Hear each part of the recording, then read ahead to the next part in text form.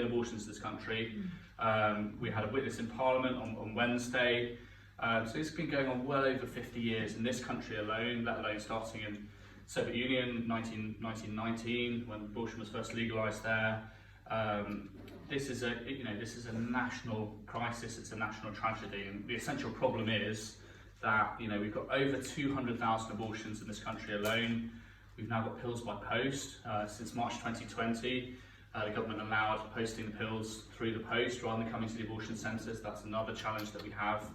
And we also have a government that has been overwhelmingly in favour of abortion, a media that every single major media broadcast and the mainstream media is in favour of abortion, saturating the airwaves with biased information. We have young people who've been lied to about what abortion is and the damage that it does. Teenage pregnancies at record levels, and promiscuity at record levels as well. So we have all those challenges, and one thing would be to put up your hands in the air and go, this is hopeless, what could we possibly do? But that hasn't been our response, and what we've been doing the last 11 years in this country has been amazing. It's been absolutely epic, and our story is absolutely incredible. You won't read about it in the papers, but it is grace-filled stories, one person at a time. We've had really good leaders all around the UK, and the bottom line is, if we turn to God in prayer, and we pray and we fast, we trust in Him and help us to be channels of God's grace, that when God can work in and through us, then He can do incredible miracles. We've had pavement counsellors in London, and every single person they've spoken to, it's as if God was speaking through them at that time. Women going for an abortion, the last sign of hope, offering them a leaflet saying, any tangible need you've got, whether it be financial, whether it be housing, counselling, whether it be just a shoulder to cry on, any support, any tangible need that you have, we can support you. And even if 1 in 100, 1 in 1,000 people reply to that and say, well, actually, maybe yes, I do need that help, and not everybody's decided on going for an abortion when they're there. Seeing those pavement counsellors doing God's work on the front line, and this is the front line between the culture of life and the culture of death, and you are the last sign of hope for anyone going for an abortion, the first sign of witness for anyone who's had an abortion as well. And just hearing how Rachel's Vineyard is beginning to grow a lot more in this country, that's really exciting. If you can be that go-between, just encouraging somebody to go on a post-abortion retreat for the very first time, the healing, the forgiveness, the hope, the grace that comes from those retreats. I've heard people who have been, they come with black clothing at the beginning of the retreat, so dressed like goths. By the end of the retreat, they're dressed completely white, and that's the spiritual transformation that they've experienced as a result of going on those weekend retreats. And we saw how much that woman was hurting this evening. The pain and the hurt that some women have from abortion, if God can touch their hearts and they can find that hope, that love, knowing that they're forgiven and set free. Some of the best leaders we have, 30% of our leaders in America, are post-abortive women, and they're the best leaders because they know how important this issue is. They really care about it. They've been personally affected. But this is how God works. They can reach out to hundreds of people who've been in the same situation as they have been in, and to have an alternative and help hundreds of post-abortive women, men and women who've been affected by abortion. This is God at work, and this is the essence of mission. We've got the whole country here, 60 million people. Our country's never been as crazy as it has been just recently.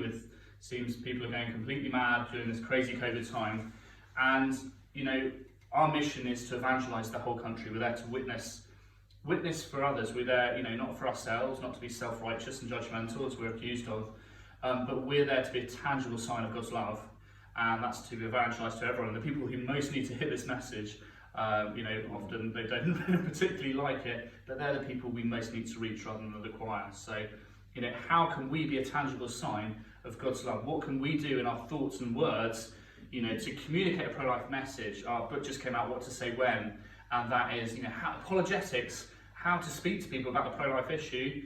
Say your school teacher friend or your cousin, your uncle at Christmas. How do you speak to other people with a convincing, powerful pro-life message to build a growing awareness of the humanity of the unborn child? And there's so many graceful moments that we can have to share the gospel of life with others, to build a growing awareness of the humanity of the unborn child. Every single conversation we have is an opportunity for, to wake up others, to empower them, to inspire them. And even as pro-lifers, there's so much that can be done in this country alone. There's several million post-abortive men and women in this country, men whose partners have had abortions, that, a grace-filled conversation with them, they might be hiding that wound in their heart for 10, 20 years, nobody ever come to speak to them. And, St. Thomas Aquinas says the first reaction to truth is anger.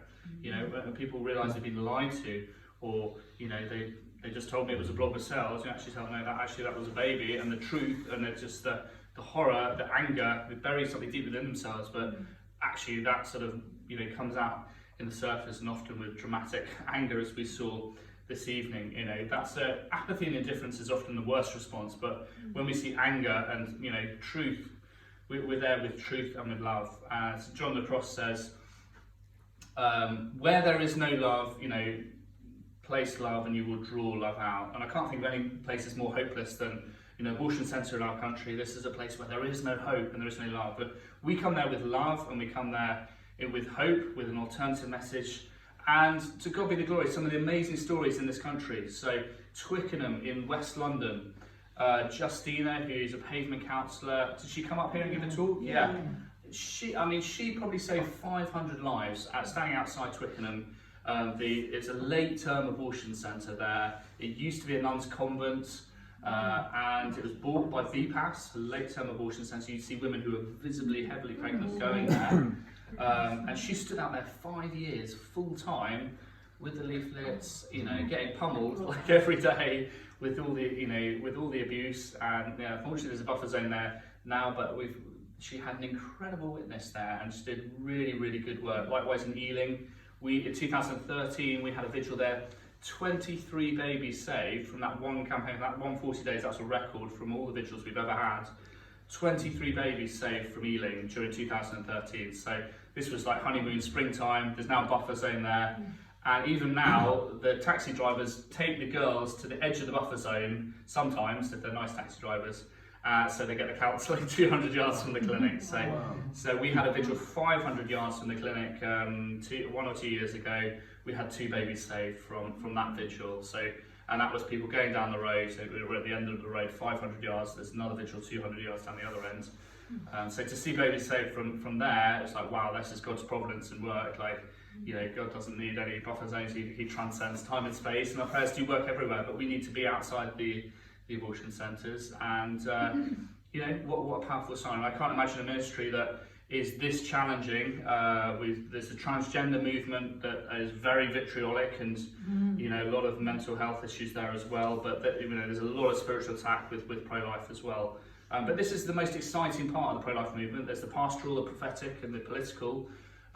This is the front lines, and the grassroots is the place to be. And as I say, what does it mean to be on mission? Everything's up for grabs, basically. So, it's like your campaign, the sky's the limit with what you can achieve. And just seeing what the leaders have done in this country alone, let alone other countries. I went to Croatia in September, went there in 2014, and that vigil now is just, we started with one prayer vigil in Zagreb, and Croatia is very Catholic, young, enthusiastic young people. There aren't any barriers to sort of the kind of challenges you get in this country so much.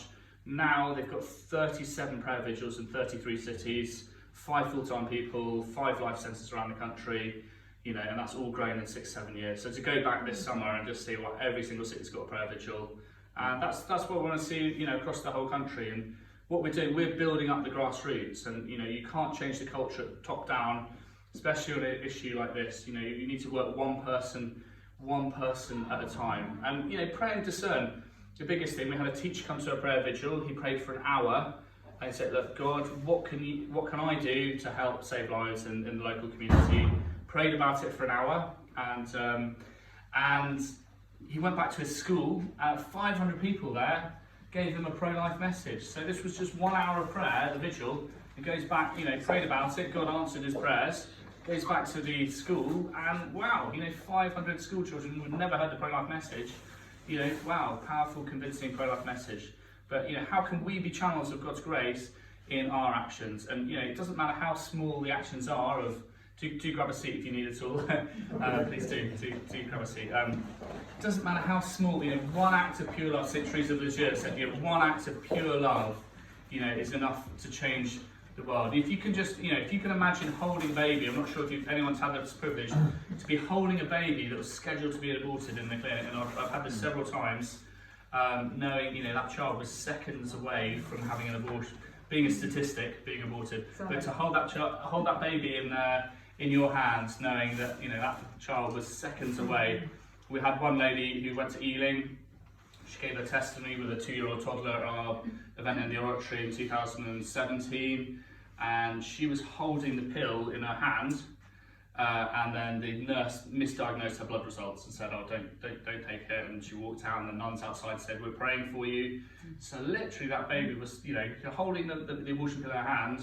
She went ahead and took it. Obviously that baby wouldn't be with us today. So some people are like seconds away. We had another person in America. She was in the stirrups. Didn't have her shoes on. She ran out of the abortion centre without her shoes on. Literally seconds away.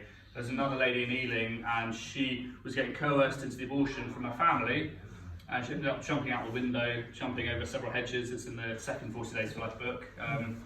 But so we've got this interesting kind of juxtaposition going on at the moment. So we've got all the craziness. You've got all the vitriol and the hatred and the sort of demonic sort of craziness that's happening. This is all the distraction and the deflection. But the bigger picture is actually really inspiring and absolutely amazing. And I've been doing this 11 years now. America is just a different world to the UK, the pro-life movement there. There's 3,000 crisis pregnancy centres in the United States right now. So just the scale of the pro-life movement, half the country is pro-life. It's not quite the same in the UK. But Roe versus Wade is going to be debated, and if you thought that was a hissy fit this evening, just wait till Roe versus Wade goes. We're going to have the Olympic record of liberal hissy fits response to that of all time. And you don't know how God can work in and through those that love Him. And what's happened in America has been really inspiring. Over 50 of our vigils have now gone year round, so they're now 365 days instead of just 40 days. And we've had 3 in the UK, Belfast, and two in London. And we're now going to start a university training up pro-life activists. So, rather than just doing 40 days, it's like if you want to come for a week, for a month in Texas, have all the training there, just train up everyone as much as possible, give them all the training that they need. And we're going to start a studio. And our office in America is a former Planned Parenthood building. And I remember when that building was bought, and we went into that building, and you could feel in the building something was not right about the building. There were 6,000 abortions there. We've now got a memorial there, but there's a room where the abortions happened, and there's a little hanger on the ceiling, and that's where they hung a mobile, which was just kind of like distraction for the women while they were having an abortion, just to take their mind off it, to distract them with something hanging on the ceiling that just like you get in a baby's cot, you get a sort of mobile thing to distract the baby. Just in the abortion unit, this distracted the woman while they were having the abortion. So also they had it's kind of like a tabernacle thing, like a silver thing in the corner of the room, and this was where the aborted babies were taken next door to the Products of Conception lab, which is in the Unplanned film if you've seen that. So that was where they would take the aborted baby to the next door room just to check that all the parts were there and that they hadn't had a botched abortion. So, but I could tangibly feel that there was something really wrong in this building. Just you could feel, there were some scripture passages written on the walls. But to know that place is now a place of hope. It's like it used to be an abortion centre, but now you just think Abby Johnson's story has gone all around the world. She's inspired. Recently I had an event in America. 50 abortion workers standing on the stage. They had a big ball for the former abortion workers, and 50 of them standing on the stage, praying, acknowledging what they did was wrong, and it was a great sign of hope. And this is the spiritual transfer of ownership we want to see in our country. We're living in a culture of death that's forgotten God, and we want to engage the culture. We want to evangelise. And so the juxtaposition is this: we've got all the craziness and all the shouting and all the pro-abort strops and what have you on one side, but the other side of the story is one of great hope, and the sense that we are growing. Latin American vigils we've had have never been so, we've had so many people get involved in Latin America. We've got over 250 vigils now. They're just absolutely on fire. And this country, feel, there's a lot of apathy and indifference in this country. That's one challenge, and the other challenge is persecution. But we need to empower people, we need to inspire them. And there's 60 million people in this country. And if you see what's happened with the vigils we've had in the UK, Birmingham, the vigil there, not only did Mary Stopes close, their 5 satellites to Mary Stopes also closed at that time. They completely lost their contract with the NHS. So when that place closed, they just closed absolutely everything. This summer I went to 2 abortion centre closure parties in a week. We had the Mary Stopes and Central London closed, and then we had Brighton as well. So Brighton, BPAS, that's one of the largest ones, the Wiston's Clinic in BPAS, had a lot of good pro-life activity there. Brighton's one of the most liberal cities in the country. That one also closed, and that was 2 in a week. So, where sin abounds, grace abounds all the more. There's lots of good things happening, and just thinking, how can we be channels of God's grace? How can we do His work in everything we think, do, and say? How can we galvanise pro-life efforts to be better than they ever have been before? The world's your oyster. There's so many opportunities, and you look at a 1 hour circumference of this area, Warrington. There's 10 million people that live within an hour's drive of here. So you've got just under a fifth of the country that lives within an hour radius of here. And Manchester, there's 4 busy abortion centres in Manchester. So outside of London, that has over 6 busy abortion centres. Manchester's probably the second busiest total number of abortions in the country, with Newpass and Mary Stopes and 2 other large centres as well. So there's so much opportunity there, and with good counselling, training, and if all the pro-life movement starts working together, we don't bicker among ourselves, and we all say, this is God's work, and we all start working together. How can we empower others? I've been friends with Kevin Duffy. He used to work for Mary Stopes, senior executive. He's now become pro-life.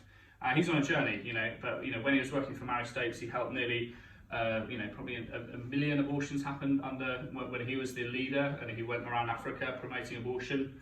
And now it was telemedicine abortion made him feel a bit funny, but now he's become pro-life. So he's been on a journey. The amount of good that he can do for the pro-life movement, his knowledge, he could be like a UK Abby Johnson. So it's been great journeying with him, and it's like, he's been on a retreat now, and he's realised what he's done is wrong, but now he's got all the knowledge, and we need to equip and empower everyone that we meet. And that's what 40 Days for Life is, and the key essence of 40 Days is, this is prayer, this is about God, and the whole point, if you only remember one thing this talk, it's that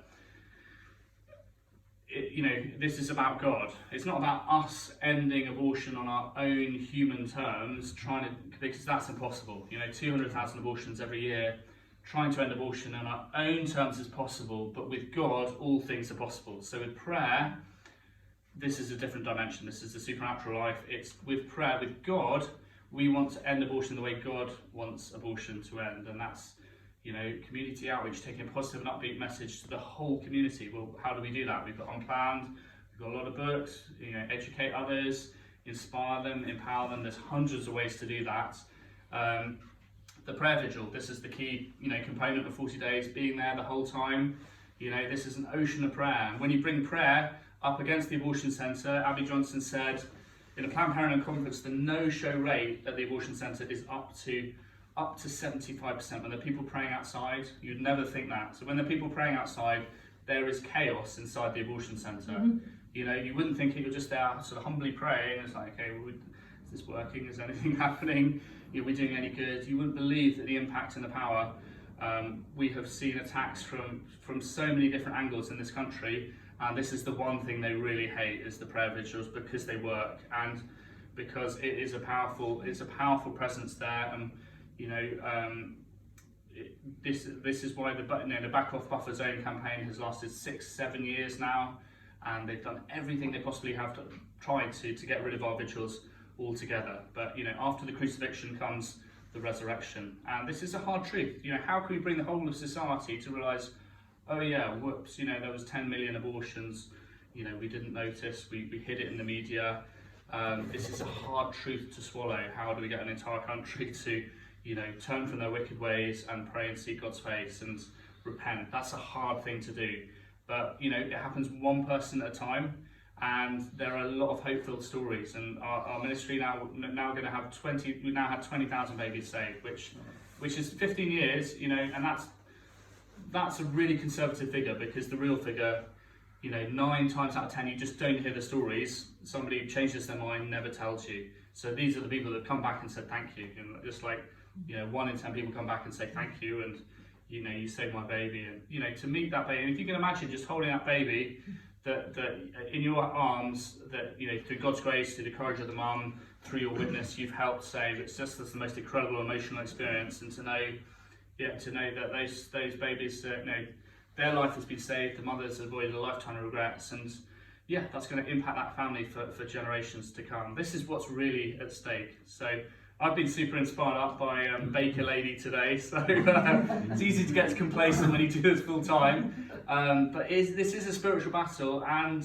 I think this sense of mission, it's like we are on a mission here, and this is God's work, and with God all things are possible. We've seen great victories, and there's a lot. This is inspiring work. I can't imagine having a normal job after doing this, and been to a lot of countries around the world, and things are on fire. We want this country to be on fire, and we want this to be the number one issue, and we want to equip the pro-life movement to do unthinkable things. You imagine that BPAS closing. When the BPAS closed in London, we had a prayer vigil inside the abortion centre, and that, when we started, we thought, okay, that's never going to happen. But just be open to God's grace, as God's will, and we might have face persecution. There's a policing bill coming up that would give the police the power to criminalise protests, which, and the threshold of it causing unease to another person, police can come along and tell you you're banned. So, we're going to hit hard times in this country, and we have done the last 2 years already. But we've got to be creative, and there's spiritual battles in different ways. When the vigil got banned in Ealing, we had 2 vigils right at the end of the road. We had people praying online, we had priests coming along every day. You just got to be creative and use all the methods you have, and just think, how can we use the spiritual powers that God has given us? We've got our prayers, we've got fasting, we've had priests come along and say daily prayers. Being creative, how can we build a growing awareness of the humanity of the unborn child? How can we do that with a sense of love? How can we engage with the public? How can we show them the truth? Unplanned was a huge moment in our ministry. We've now got 2 former abortionists on our staff who work full time for 40 days. So how many other abortion staff are going to feel uncomfortable in this country about telemedicine? The statistic was that 1 in 18 women who've had telemedicine, abortions, pills by post, ending up hospitalised in some way. I mean, that's crazy statistics. So often you don't think of, sometimes the statistics can be crazy for the pro-life movement of the impact that we are having, just the scale of abortion, more abortions, and more people have died through abortion than all the human wars in history combined. This is the level of the issue that it is. But I just want to thank Deanie for being an incredible leader. Thank you for stepping up and for stepping forwards. We've had 12 vigils around the UK. There are 134 registered abortion centres, including GP surgeries and hospitals in the UK. We just want to be outside every single place, and we just keep growing, keep building. What you're doing here is making a massive difference. And I believe if you keep going, you keep persevering, perseverance in prayer is huge. If you keep persevering, that place will close. And if you believe one step at a time, one person at a time, through all the apathy and indifference, through all the persecution, if you go through all of that, you will see incredible grace-filled results. So thank you so much indeed for listening. I could go on a long time. I think it's the moment. The moment is when you think everything is lost, and that's the moment of breakthrough. Really, that when you've been going and nobody's been coming, and you can't recruit people, and they've been ignoring you, and all the challenges, and you're getting pelted with whatever it is. That moment of exasperation, G.K. Chesterton's got a quote, when all hope is lost, that's the moment of breakthrough. And that's the same with this ministry. After the crucifixion comes the resurrection. There's so many challenges, but we can overcome those challenges, and we can see great things happen. And you just think, this country, there's so much good that can happen through the pro-life message. And how can we take that pro-life message to others? how can we do God's will in everything we think, do and say, and that's the moment when we see great challenges. So you've got 10 million people on your doorstep here. You know, the world is your oyster. We've got the whole country to evangelise, and just grace-filled conversations at the vigil every single day. You wouldn't believe how they accumulate. You know, you think of Justina with 500 lives saved. She's probably saved more lives than any other person in the country. We've got a great story to tell, and we've had great results. So onwards and upwards, and keep going, and keep hope, and hopefully no more eggs and flour anytime soon. So I have a question, Robert, just for the people in Ireland that wants to set up the abortion 40 Days for Life in the Republic. What service could you do for them? Or?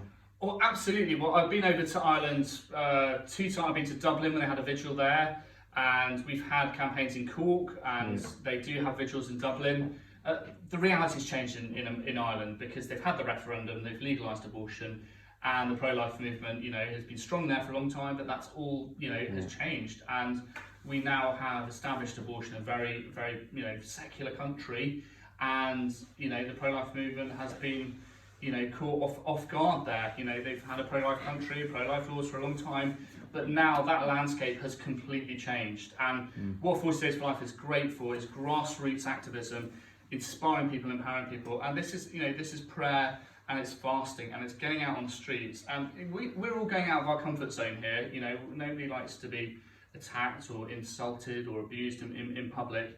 You know, we are going outside of our comfort zone. But this is the kind of strategy and method. This is reaching people one person at a time. And I know peer pressure is quite strong in Ireland, and family ties, and people don't want to take a stand on a controversial issue.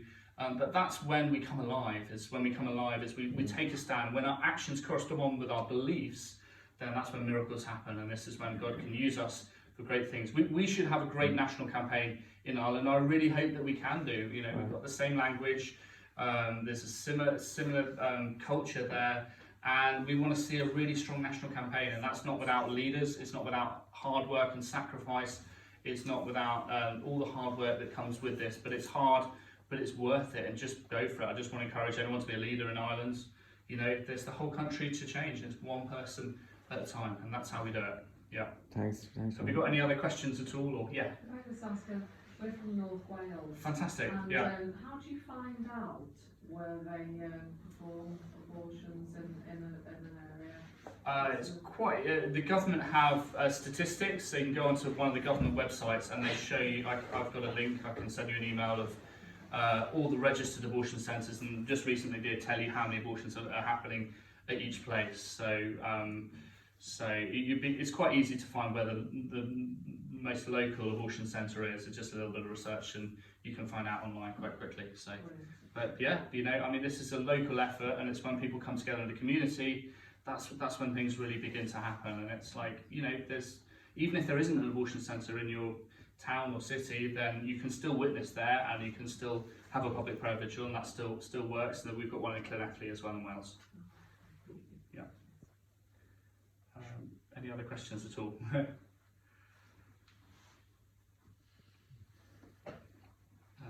Have you got any specific stories from this year? This year, absolutely. We've had a save in Birmingham in the UK. We've had a lot of attacks and challenges in the UK from Brighton, from Bournemouth, from Edinburgh has had a lot of challenges. I've been up to Edinburgh. They've got 30-40 volunteers. They've got a very strong pro-abortion campaign in Edinburgh too. But Mari is a post-abortive leader for Edinburgh. She's done a fantastic job there. They're outside the Chalmers clinic there, and they've had a really, really powerful witness there, and I'm really inspired.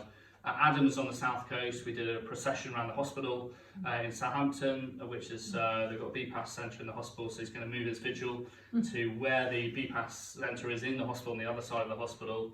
But Birmingham, they've really had challenges with the pro-aborts there as well. But I'm just really inspired they had a save in Birmingham this campaign. Portugal has had the most successful vigil. They had 11 saves last time in Lisbon and Portugal, so very, very encouraged with. We've also had a vigil in South Korea for the very first time. So I had a farmer who came to the vigil.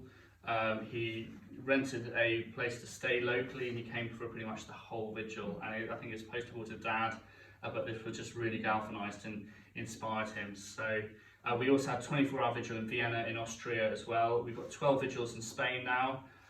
So Tomislav, our German leader, is now in Spain visiting the Spanish campaigns. The Croatians are on fire. Slovakia, they've got a vigil in Bratislava as well. So yeah, I think onwards and upwards, you know, and it's like, for us, we're 15 years old as an organisation, just keep growing, keep building. And in this country, we've got a really strong network of vigils. And I think just keep going. And it's like, despite all the challenges, if you can endure all the challenges that we have in this country, we've had the media, we've had, you know, the national government trying to ban us, we've had the local governments trying to ban us, we've had the pro-abortion supporters and all the vitriol that comes with that, and the pro-abortion organisations as well as the public. We've been attacked from all angles, but all that spiritual attack, it makes you stronger. If you endure all that, then you'll be very spiritually strong. And 90% of people who participate say they experience spiritual growth. So, you know, if we can grow spiritually as a result, then, you know, we come across a lot stronger, even if we look like a cake, you know, with the eggs and the flour. You know, it helps you to take yourself less seriously, you know. It's like puff up with pride and then, you know, get covered in flour, kind of takes that ego away and takes the pride away. But that's God making us stronger. And if we can endure all things, then God really can work miracles in and through us. So yeah, but the places that have closed, it's like, wow, you know, it's like, but if we do get persecuted, it's like, well, actually, you never know. You can be climbing Mount Everest, you can get to like within 10 yards of the top, and within 10 yards of the top, if you imagine stopping 10 yards from the top of Mount Everest, you know, you're getting persecuted doing this work, oh, give up now and go home. You're 10 yards from the top, you know, another 10 yards from the place where they're closed. So you never know at what point things are going to change. But last story, so elephants at the circus, you know, they're trained from birth to you know, think that they're weak. So the trainer in the circus will train an elephant to think that it's really weak. Of course, the elephant's really strong, and if an elephant really wanted to, it could just trample out the circus, you know, go through the circus tent and just run out for freedom. But because the elephant trainer has trained that elephant from birth to think that it's really, really weak, then it does all these silly things in the circus for the circus trainer to entertain the public at large. But here's the thing, if the elephant really believed in its own power and gave all the strength and used all its strength, then it really would, you know, be able to be free and liberated at large. And, you know, God's given us all these great tools to use. He's given us, you know, our intellect, our will. He's given us, you know, prayer, all these tools to use for the greater good. And for the pro-life movement, if we really realised what we were really capable of, what we could really do in this country, over 200,000 abortions a year, that's, you know, nearly 1/5 people to reach out to with an alternative message. So we really got our stuff together. You know, we ignored the circus trainer media telling us we're weak and we're silly, or the activists telling us we're, you know, haters or what have you. If we really believed in our own strength, then, you know, we could be liberated from the restrictions of our own, you know, limitations and mentality, that we can do miracles and do incredible things. And if we believe that we can, that's when we will. But first of all, we've got to get off the shackles of, you know, being told that things aren't going to change or bad news is sort of inevitable, and believe in our own greatness and, you know, build up the pro-life movement to be what God intended and what it can be. So the sky's the limit. So get out there and evangelise, and go and evangelise the whole country with the gospel of life. So, yeah. What would be like for the 40 Days for Life? What would be like the general format that all the 40 Days for Life groups throughout the country would, like, what would the actual format be? Absolutely. So there's 3 parts of 40 Days for Life, and it's a simple campaign. It's effective because it works. And the 3 parts of 40 Days for Life, the first of which is prayer and fasting. So encouraging Christians to pray and fast for an end to abortion. We help Christians end abortion where they live. So prayer and fasting is really, really important because there's a spiritual dimension of abortion. So that's the first part of the campaign. The second part of the campaign is a peaceful vigil, having a prayer vigil for 12 hours a day outside an abortion facility or in the public, in a public place if there's no abortion facility in your local community. So the prayer vigil is a central component of a 40 Days for Life campaign. We want everyone to go and pray, you know, and this is our experience, is that going to pray round the clock that's when things begin to happen. If we just go there on a Saturday, we're not going to see things. But if we're praying there the whole time, that's when hearts and minds begin to change, and our presence there really takes a powerful effect. The third part is community outreach, taking a positive and upbeat pro-life message to the whole community through, and we can have unplanned, we can go door to door, we can have stalls in the street, any way to evangelise with a pro-life message, go to schools, universities. Community outreach embraces all different ways to, whatever works for the community. Some people don't like knocking on doors, other people having a stall in public is a great way to evangelise. For others, showing unplanned in the cinema or in a local place is a great tool to wake people up. But be creative, and different people react to different things. Any way to help build a pro-life message in the minds of others is really powerful. So there's three parts: prayer and fasting, because prayer is the most important thing, and the big thing is God works. God is at the centre of this campaign, and we through our prayers we're turning our hearts and minds to pray to end abortion. And when we do that, miracles happen. Peaceful vigil and community outreach. So they're the three parts, and we've got 600 vigils around the world. So we just keep building. So keep growing. And would you approach any of the young women going into the abortion centres? Would you approach them to talk to them? Or yes, absolutely. For developed campaigns, having a pavement counsellor who's had training, and Monsignor Riley has very good training. There's also Sidewalk Advocates for Life. So if there is that opportunity, if it's a standalone abortion centre, offering help, offering leaflets and alternatives, the developed campaigns are able to do that. Not everyone feels comfortable to do that, but it's worth having training, worth knowing as much as you can before you start doing pavement counselling in that manner. But that's when you're more likely to see saves, when you're offering alternatives to abortion-minded women. But that's an incredible moment. When somebody chooses life on the pavement, it's an incredible, powerful moment, and we're there with love, and without pavement counselling, it's hard to see turnarounds in the same way. So much more tricky. So for developed campaigns, really encourage doing as much pavement counselling as you can. Yeah. Can I just ask Yes. about schools? Yep. I went for some training in, I think it was in Preston, Mm-hmm. but they didn't.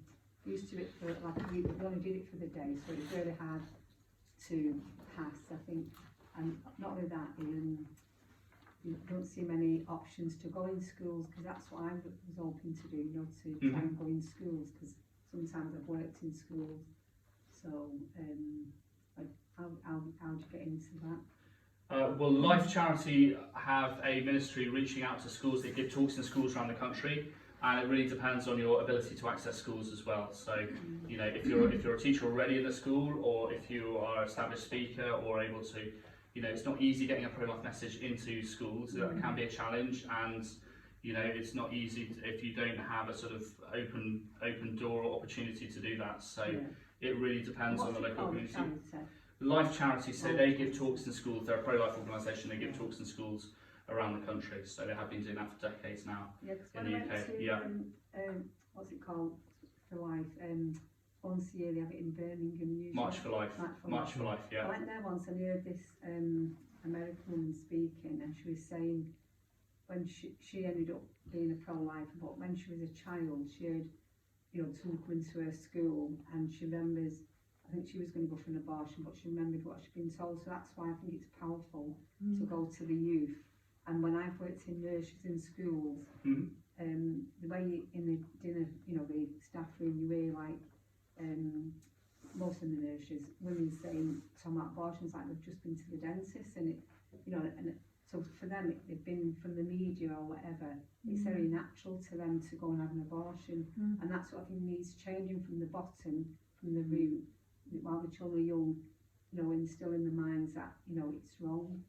Absolutely, we need to reach young people. University students are the most sort of abortion vulnerable sort of category of young people. We need to reach young people. We need to inspire the elderly.